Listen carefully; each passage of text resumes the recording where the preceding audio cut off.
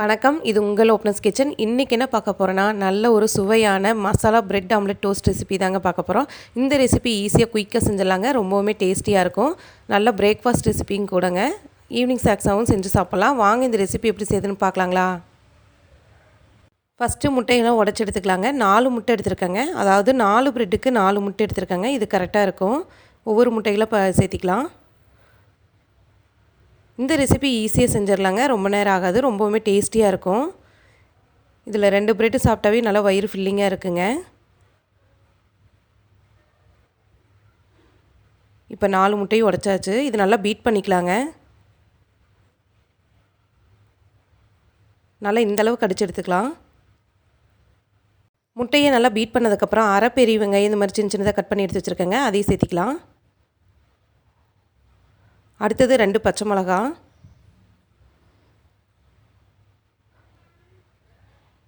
பொடியாக நறுக்கின கருவேப்பிலைங்க, கொஞ்சமாக கொத்தமல்லி இலை,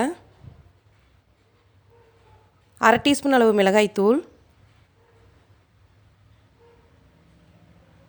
அரை டீஸ்பூன் அளவு கரம் மசாலாத்தூள், தேவையான அளவு தூள் உப்பு சேர்த்திக்கலாங்க. உங்களுக்கு பச்சை மிளகா வேண்டான்னா நீங்கள் மிளகுத்தூள் சேர்த்திக்கலாங்க.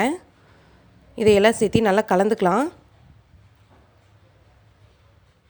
நல்லா இந்தளவுக்கு கலந்து எடுத்துக்குங்க.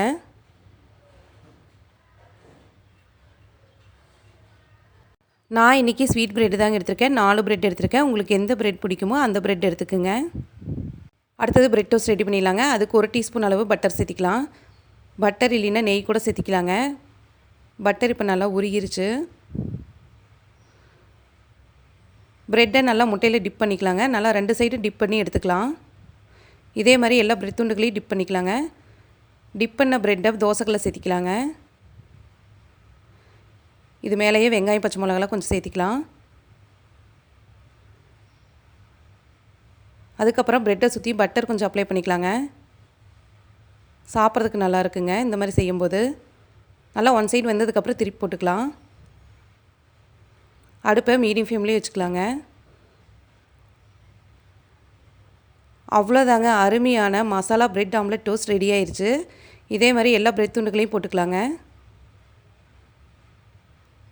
நீங்களும் இந்த ரெசிபியை வீட்டில் ட்ரை பண்ணி பாருங்கள். ரொம்பவே பிடிக்கும். இந்த வீடியோ உங்களுக்கு பிடிச்சதுன்னா லைக் பண்ணுங்கள், ஷேர் பண்ணுங்கள், கமெண்ட் பண்ணுங்கள். மறக்காமல் ஓப்பனர்ஸ் கிச்சனை சப்ஸ்கிரைப் பண்ணிக்கிங்க.